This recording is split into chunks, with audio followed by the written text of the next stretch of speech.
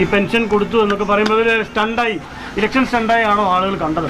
സ്റ്റണ്ടായിട്ടല്ല, ഇതെല്ലാം വാങ്ങിച്ച് നല്ല ഭംഗിയായി സാപ്പാട് കഴിച്ചിട്ടുണ്ടാകുന്നത്. എന്നിട്ട് ഏതോ തക്കതായ നൈമിഷികമായ വികാരത്തിന് എതിരെ വോട്ട് ചെയ്തു. പിന്നല്ലാതെ നന്ദികേടല്ലെന്ന കാര്യം പോലുമാണ്.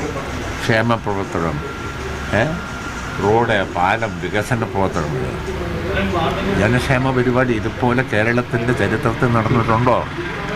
ഇല്ലല്ലോ. ഇതെല്ലാം വാങ്ങി നല്ല ഭംഗിയായി സാപ്പാട് കഴിച്ചവർ നല്ല ഭംഗിയായി നമുക്കിട്ട് വെച്ചു എന്നാണ് എനിക്ക് തോന്നിയതാണ്. നല്ല ഒന്നാം തരം പെൻഷൻ മേടിച്ചത് ഇഷ്ടം പോലെ തിന്നാണ്. എന്നിട്ട് നേരെ എതിർ വോട്ട് ചെയ്തു എന്ന് പറഞ്ഞാൽ അതിൻ്റെ പേര് ഇലക്ഷൻ സ്റ്റണ്ടായിട്ട് ആളുകൾക്ക് തോന്നി. ഇലക്ഷൻ തെരഞ്ഞെടുപ്പിന് മുമ്പ് വിതരണം ചെയ്തപ്പോൾ അതിൻ്റെ പേര്